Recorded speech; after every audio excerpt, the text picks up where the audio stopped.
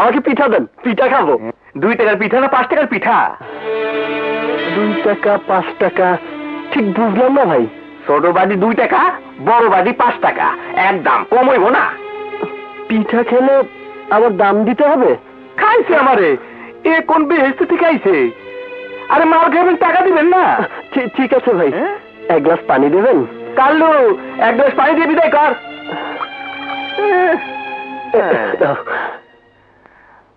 আরে মাগনা পানি খাইবেন, তাও আবার সিট দখল করা।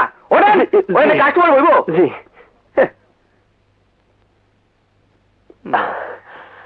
আপনাকে অনেক ধন্যবাদ।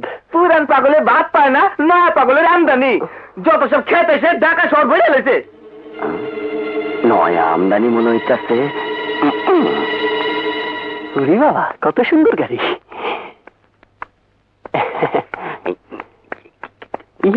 একদম শখ করে। ঠিক আছে, এই ঠিকানাটা কোথায় বলতে পারেন? হ্যাঁ, ঠিকানা আমি চিনি। 100 টাকা দাও, বলে দেবো। হ্যাঁ, 100 টাকা? হ্যাঁ, 100 টাকা। 100 টাকা দেবে, দিনের দিন ঠিকানা বলে দেবো। আর যদি না দাও, মাইলের পর মাইল, ঘন্টার পর ঘন্টা, মাসের পর মাস চক্র চক্র চক্রের উপর থাকবে। আর ঢাকা শহরের ঠিকানা বড়ই জটিল। টাকা দেবে না? হাতটা দেবে? ভাই ভাই, আমার কাছে তো 100 টাকা নেই। নাই? না, তবে ঠিকানাটা আমার খুব দরকার। যা আছে তাই বাড়ি করো, পকেটে হাত দাও, দাও দাও, নইলে কিন্তু দাঁড়ান ভাই, দাঁড়ান, দিচ্ছি দিচ্ছি। এই যে 17 টাকা, আর ভালো 75 পয়সা। মাগনা কাম আমি করি না। মাগনা কাম করলে দাম থাকে না। ওই যে দেখতেছো 24 তলা বিল্ডিং, তারই 8 তলায় চৌধুরী অ্যান্ড কোম্পানি। সোজা চলে যাও। আপনি বসেন, আমি গিয়ে বলে আসি। ও, কি নাম আপনার? আরে না, তোমাকে যেতে হবে না। আমি আপনাকে বিনা অনুমতিতে ভেতরে যেতে দেব না। দেখো, তাহলে আমি কিন্তু রাগ করব। আর রাগ করে ওনাকে গিয়ে বললে উনি কিন্তু তোমার চাকরি নট করে দেবে। তখন তোমাকে কিন্তু ছেলে মেয়ে নিয়ে না খেয়ে রাস্তায় পড়ে থাকতে হবে। তোমার খুব কষ্ট হবে, তোমার জীবন চলবে না, অভাব এসে পড়বে, না খেয়ে মরবে। না না, আমি না খেয়ে মরতে পারবো না। আমার 2 স্ত্রী আর 6 ছেলে মেয়ে আছে। আপনি যান, ভিতরে যান। ধন্যবাদ। আল্লাহ, তুমি আমাকে আমার চাকরিকে রক্ষা করো।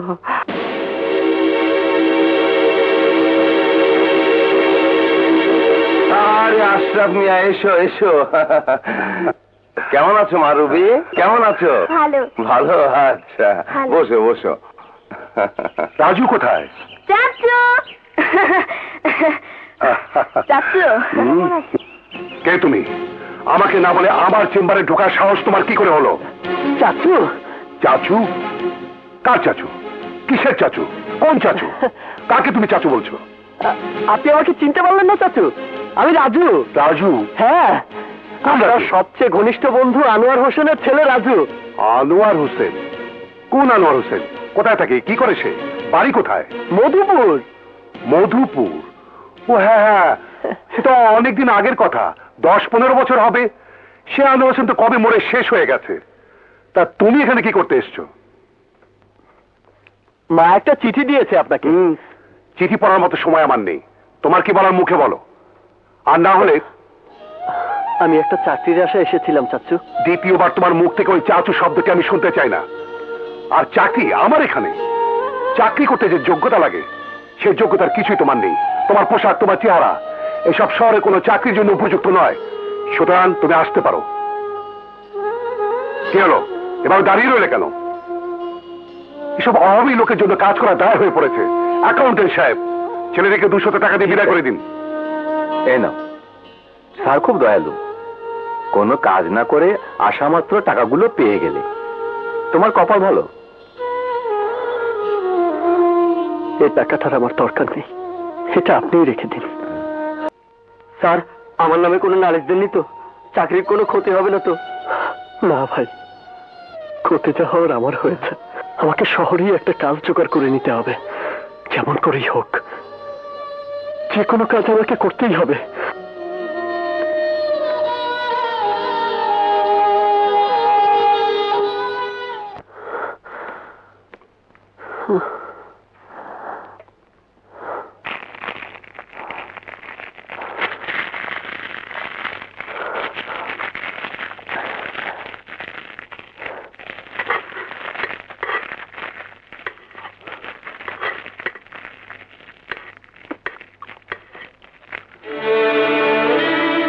বিড়ি নেবা? আমার কাছে কোনো টাকা নেই। টাকা নাই তো চার হইছো কেন? ভাই, আমাকে একটা কাজ দেবেন, যে কোনো কাজ। আমি আজ দুদিন না খেয়ে আছি। তুমি না খেয়ে আসো তো আমি কি করুম? এখানে কোনো কাম নাই, যাও। বিশ্বাস করুন ভাই, ক্ষুধার জ্বালা আমার আর সহ্য হচ্ছে না। ভাই একটা কাজ দেবেন ভাই। 10 টাকা ডাল পুরি দাও। দিচ্ছি স্যার।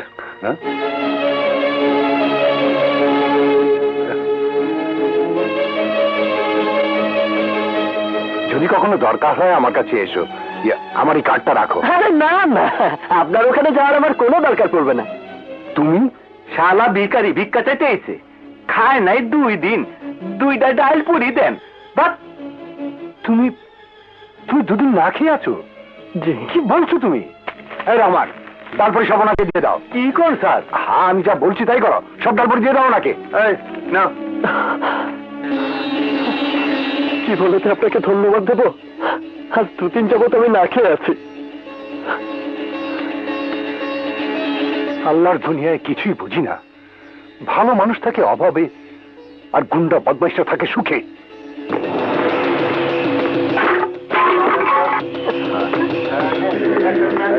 এই দোকানদারের বাচ্চারা হপ্তা লই যায়। এই টাকা দে। 500। দেখো কেমনি আইতেছে। কেমনি দাও। এই চান্দারে। আর আলু আর টাইট গুন্ডা ভাই, আর তাকে এখনো লাভ হইব না। আজ সারাদিনে 300 টাকার বেশি বেচতেই পারি নাই। 500 টাকা দিব কই থেকে? এখানে দিতে পারলেন ভাই খা।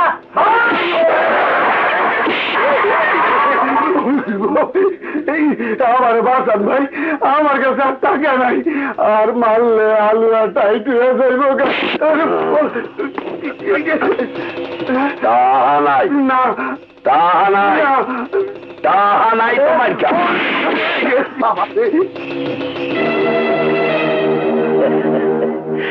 দেই নলাম আর। এই কি গাও কি?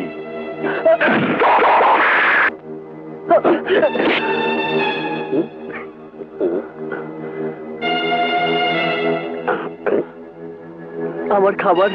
তোর খাবার? জি। এইখানে আমার খাবার ছাড়া আর কারোর খাবার নাই। এই সব কিছুর মালিক আমি। আমারে থুইয়া তুই একা খাবি, এ হবে না। দেখুন, আমি 2-3 যাবত না খেয়ে আছি। আমার ভীষণ ক্ষুধা লেগেছে। আমার খাবার দিন। খাবি? নে নে। কেমন খাইলি? মজা? আরো খাবি? নে নে নে নে নে, ধর ধর। আর কি আছে, ধর না। কেমন খাইলি? মজা না? খুব মজা। ধর ধর, কি এলে, ধর না। এই তার আব্দুল্লি, হালা হালা কার গাছ দেখে হালার বলা রে।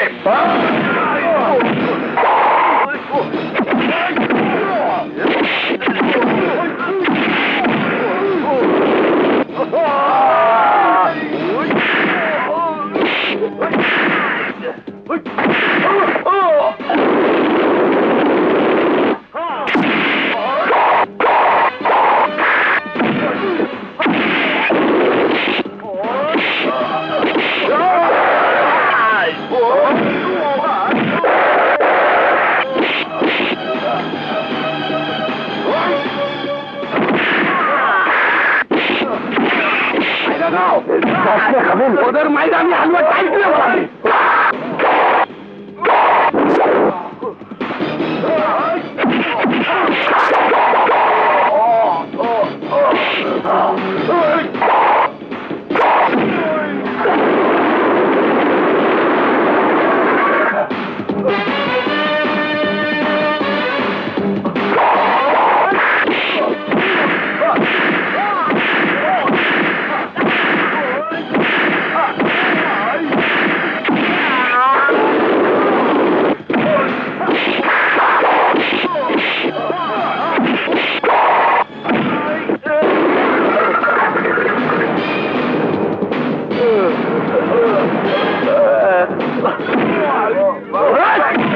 খাবার আল্লাহর নিয়ামত, মানুষের রিজিক।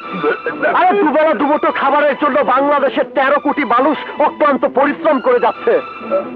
আর সেই খাবারে লাথি মেরে তুই পাপ করেছিস। সালাম কর, সালাম কর। তোর পাপের প্রায়শ্চিত্ত করতে তোকে এই ধুলো মাখে খাবার খেতে হবে।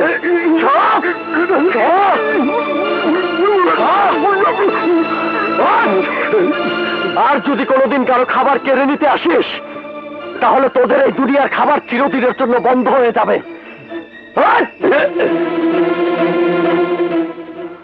সাব্বাস উস্তাদ, এমন মায়ের মাছ অগ হালুয়া টাইট হয়ে গেছে।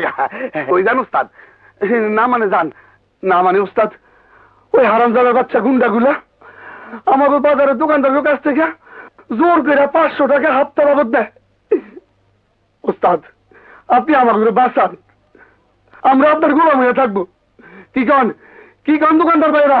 হ্যাঁ, আপনার যা শক্তি, সেই শক্তি নিয়ে আপনি আমাদের পাশে দাঁড়াইলে ওই বেটারা আর জীবনে আমাকে এখানে আইব না। না, আমার পক্ষে সম্ভব না। বাবা, তুমি থাইকা যাও, আমাগো রক্ষা কর্ণওয়ালা হিসাবে থাইকা যাও। ওই বেটাগো আমরা 500 টাকা হপ্তা দিতাম, তোমার আমরা 100 টাকা করে দিমু। এই বাজারে 60টা দোকান আছে, 100 টাকা করে পাইলে তোমার 6000 টাকা হইব। তোমার খাওন থাকুন। আরে থাকুন তো আমার বাড়িতে, ফুল ফ্রি, খাওন দাওন শোন সব ফ্রি, হালুয়া টাইট। যে কোনো একটি কাজ করে আমাকে বাঁচতে হবে। এই কাজটা তো খারাপ না, গুন্ডাদের হাত থেকে নিরীহ মানুষকে বাঁচানো পুণ্যের কাজ। আর বাইবেন না ওস্তাদ, আমি আপনার পায়ে পড়তেছি, আমাকে দিকে একটু মুক্তিরা তাকান।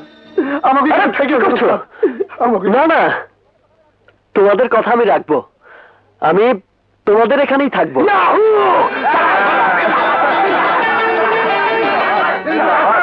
আবার একটু তো শরবত দিবি রে বিজলি। আমার শরবত খাবি? আহারে সোনার সান পিতলা ঘুঘু, আমার শরবত খাওয়ানোর শখ হইছে। আয় খা। ও মা গো, মরে গেছে, আমার হাত গেছে রে। ওই যে দেখা যায়, ওই রইল কি আমার বেহেস কাটা। আসো, কোনো অসুবিধা হইব না। আরে ফাটাফাটি, এই হিরো দেখে আমাকে মহল্লা ইন করতেছে। আহারে বিজলি, এইবার তোর ফাটাফাটি হয়ে যাইব। হাই হিরো, এই নাও এক গ্লাস শরবত খাও, ঠান্ডা শরবত। না না, তো শরবত খাওয়া লাগবে না, তো শরবতের মধ্যে সব রং। মনে সব রং মিশাইয়া আমি শরবত বানাই, আর এই শরবত খাইয়া এরা আমার দিকে চাইয়া থাকে। এবার আমি পাইছি হিরো রে। লাও হিরো, এক গ্লাস শরবত খাও। না না, আমার কাছে তো নাও, কোনো টাকা লাগবো না। টাকা লাগবে না? না, তুমি একটু ভালোবাসা দিলেই হইব। জি, ভালোবাসা? খাও, ফাটাফাটি শরবত।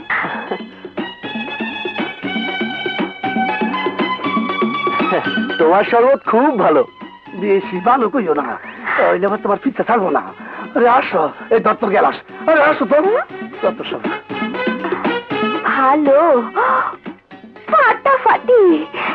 এতদিনে আমি আমার একজন মনের মানুষ পাইয়া গেছি। ওস্তাদ, এই বিছানায় শুয়ে পড়ো। আরে শো তো, আরাম কইরা তুমি ঘুমাও, আমি যাই তোমার খাওয়ার ব্যবস্থা করি গা। ওই মর্জিনা, আরে গেলি কই? আরে ওই সেমরি।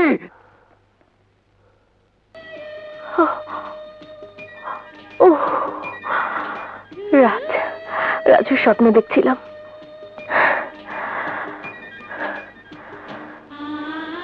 রাজু, রাজু তুমি কোথায়? যেখানেই থাকো, যত দূরেই থাকো, তুমি আমার মনের মণিকোঠায় বসে আছো। ভালোবাসার মাধুরী দিয়ে সাজিয়ে রেখেছি আমাকে আমি তোমার জন্য। তুমি কোথায় রাজু? বাবা, আমি যখন ছোট ছিলাম তখনকার কিছু কিছু স্মৃতি আমাকে বারবার নাড়া দিয়ে যায়। তুমি, আমি, মা, আমরা সবাই গ্রামে থাকতাম। গ্রামে মায়ের এক ঘনিষ্ঠ বান্ধবী ছিল মায়া আন্টি। তার ছেলে রাজুর সঙ্গে আমার বিয়ের কথা হয়েছিল। তারপর মা মারা গেল, রাজুর বাবা মারা গেল। তুমি আমাকে নিয়ে শহরে চলে এলে, রাজুদের আর কোনো খবর নিলে না। কিছু কিছু কথা আছে যা শুনতে ভালো লাগে না, কিন্তু কথাগুলো ঠিক। বন্ধুত্ব হয় সমানে সমানে মা, ধনী আর গরিবের মধ্যে বন্ধুত্ব হয় না। কেন বাবা, গরিবরাও তো মানুষ। হ্যাঁ মানুষ, গরিবদের প্রতি আমার কোনো রাগ বা বিদ্বেষ নেই, বরং সহানুভূতি আছে। যেমন কুকুর বিড়ালের জন্য মানুষের থাকে, তাহলে কুকুর বিড়ালকে মানুষ গলায় জড়িয়ে ধরে বসে থাকতে পারে না। পারে বাবা, যদি সহানুভূতি ঠিক থাকে তবে কুকুর বিড়ালকে নিয়েও বিছানায় শুয়ে থাকা যায়। আর মানুষ তো ওদের চেয়ে অনেক মহান। রবি, তোমার মাও তোমার মতো ছিল, গরিব বড়লোক মানতো না। তাই আমার মত না থাকা সত্ত্বেও এক মাস্টারের ছেলে রাজুর সঙ্গে তোমার বিয়ের সম্বন্ধ করে বান্ধবী সম্পর্কটাকে মজবুত করতে চেয়েছিল, কিন্তু তা হয়নি। ভাগ্যের নির্মম পরিহাস, দুটো মৃত্যু সে বিয়ে বন্ধ করে দিয়েছিল। যা অদৃষ্টি দেয়নি তা মানুষ করে পরিপূর্ণ করতে পারে না। তুমি বড় হয়েছো, তোমার পরীক্ষা শেষ হয়েছে, এখন আমি তোমার বিয়ে দিয়ে পিতার শেষ কাজটা শেষ করতে চাই। তুমি তার জন্য নিজেকে প্রস্তুত করো।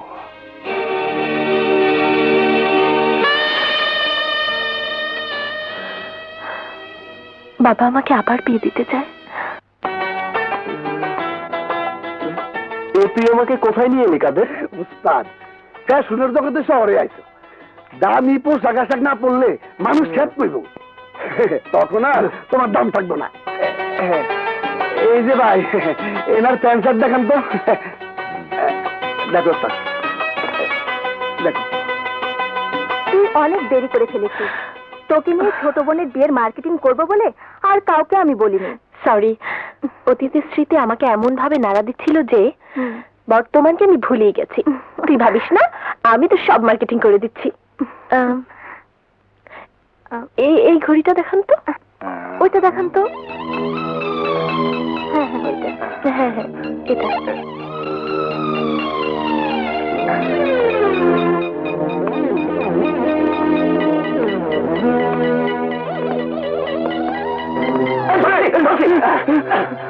শালা চোর, পরের ব্যাগ চুরি করে ভাগছিলি।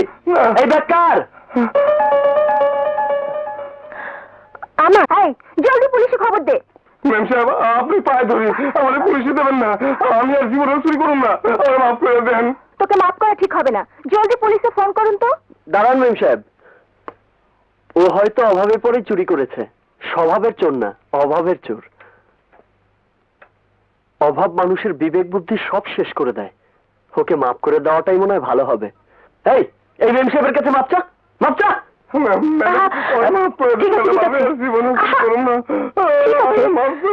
হবে না, আমি তোকে এমনি মাফ করে দিলাম। যা, মেম সাহেবের মনে অনেক দয়া, তাই তোকে মাফ করে দিয়েছে। আর কোনোদিন চুরি করবি না। যা, আরে যা।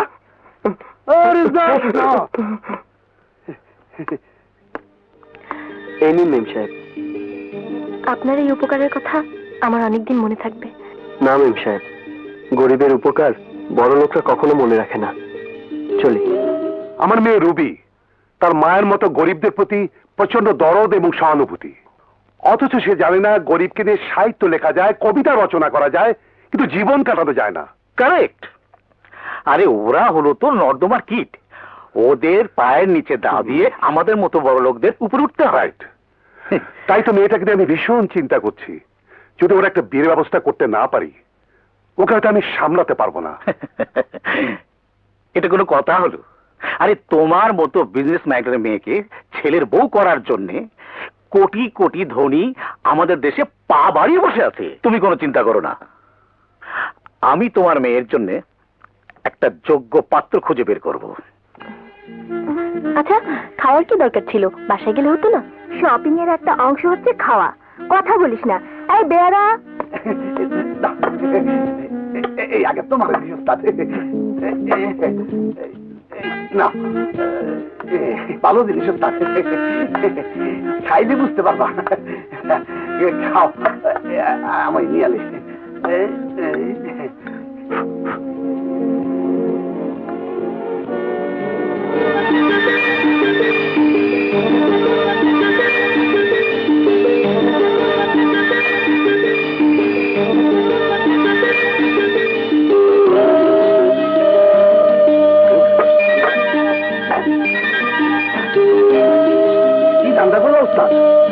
উস্তাদ আরে খাবার তো সব ঠান্ডা হয়ে গেল হালুয়া টাইট।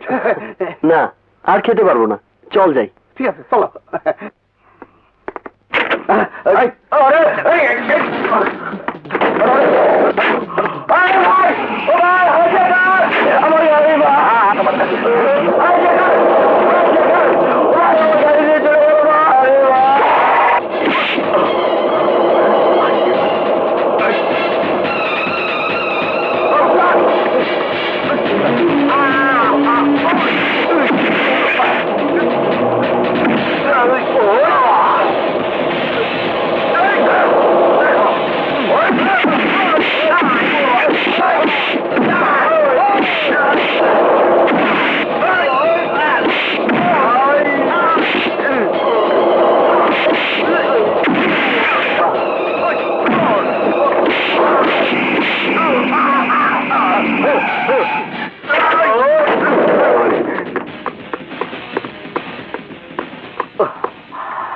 ড্রাইভার, গাড়ি কোথায়? ম্যাডাম, ম্যাডাম গাড়ি হাইজ্যাক হয়ে গেছে ম্যাডাম। What?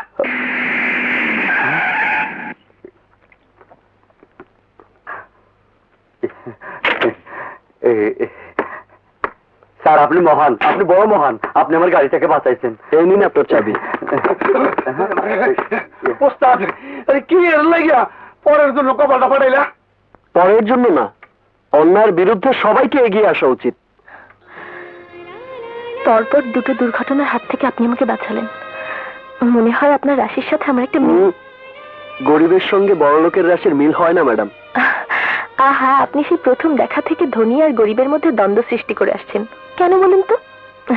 আমার কাছে তো গরিব আর বড়লোকের মধ্যে কোনো পার্থক্য নেই। আমারও ছিল না, কিন্তু শহরে আসার পর থেকে বড়লোকের চেহারা দেখে বড়লোকের প্রতি আমার ঘৃণা জন্মে গেছে।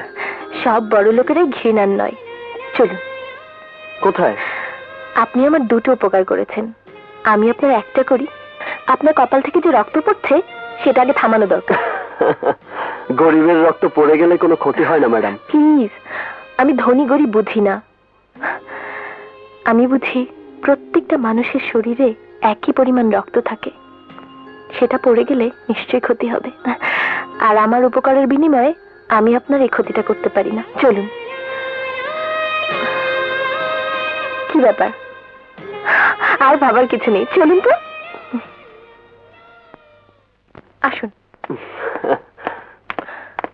বসুন।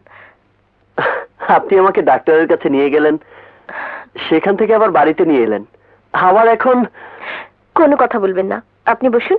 আচ্ছা আচ্ছা, আমি এক্ষুনি আসছি। জি।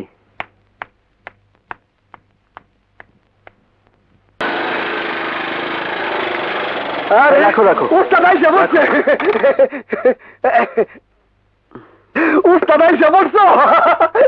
মা, এর নাম কাদের, এর বাসায় আমি থাকি।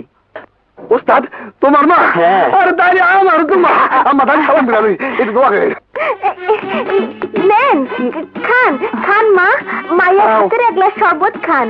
উস্তাদ চলো ভিতরে চলো, চলেন। এইখানে আপনাকে কোনো অসুবিধা হইব না, যখন দরকার পড়বো আমারে ডাক দিবেন। এসো মা, চলো চলো উস্তাদ, আমি চলো তো। ফাটাফাটি।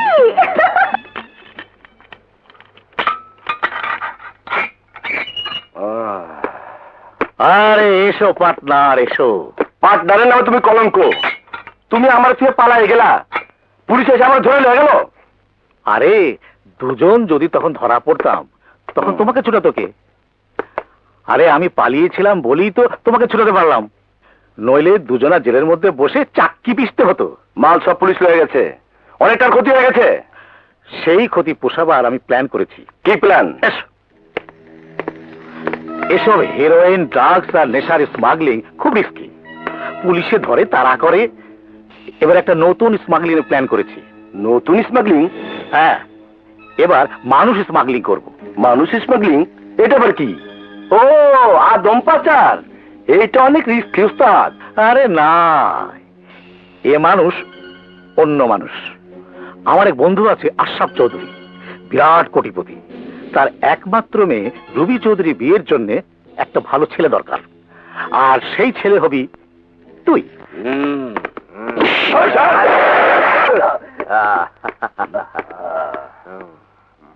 এই হালার বহালারা চান্দা দেবা না, আজ আমার আধ্যাত্ম করে কেটা বাসায় হেইয়া দেখমু।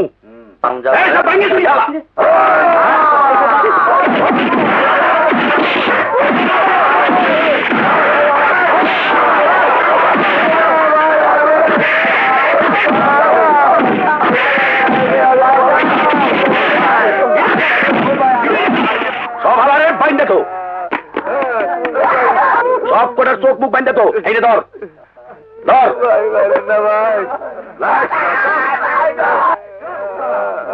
সব কটার গুলি করে মার দিয়ে হালানের ব্যবস্থা কর।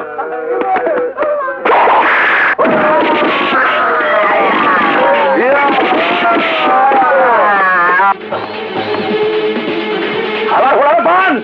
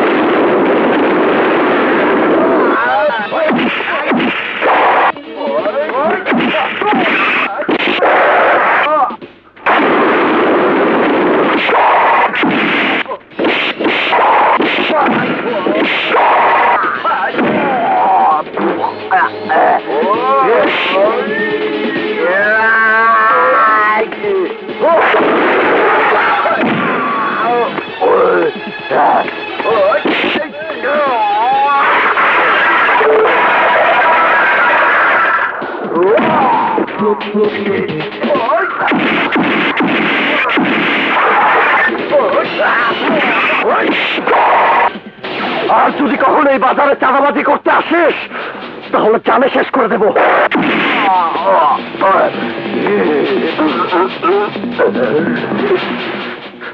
হালা করছে কি গাছা দাঁত দুইটা ভেঙ্গা লাগছে।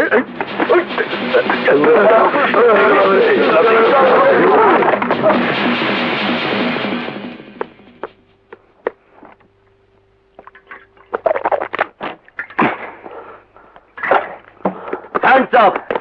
You are under arrest. আমাকে অ্যারেস্ট করার কারণ জানতে পারি? হাইজ্যাক, জোর করে চাঁদাবাজি ও দাঙ্গা হাঙ্গামার অনেক অভিযোগ আছে তোমার নামে। তুমি এই শহরের নতুন মাস্তান, সারা শহরে তুমি মাস্তানি করে বেড়াও। আজ তোমার মাস্তানি আমি চিরদিনের জন্য ঘুচিয়ে দেবো। বিশ্বাস করুন স্যার, আমার নামে আপনি যত অভিযোগ শুনেছেন সব মিথ্যে অভিযোগ। আপনি এই দোকানদার ভাইদেরকে জিজ্ঞেস করুন আমি ওদের কাছ থেকে টাকা চাঁদা আদায় করি কিনা। না না স্যার, রাজু আমাকে চান্দাবাজি থেকে বাঁচাইছে, ওরে আমরা খুশি হয়ে টাকা দিই। আরে হালুয়া চাইছে, আপনি খারাপ মানুষের ছিয়া ভালো মানুষের করতে আইছে, যে চাঁদাবাজদের হাত থেকে আমাদের মতো নিরীহ লোকদের বাঁচাইছে। আরে ছেড়ে দেন ওসি সাহেব, তারা ছেড়ে দেন। আমি এই এলাকার বাইরে আজ পর্যন্ত কোনোদিন মারামারি করিনি, কোনো সন্ত্রাস করিনি। আজ কেউ কেউ বলতে পারবে না আমি কোনো চাঁদাবাজি করেছি। ঠিক আছে, আজ তোকে আমি ছেড়ে দিলাম, কিন্তু এরপর যদি তোর নামে কোনো অভিযোগ পাই তখন তোকে আমি ছাড়বো না।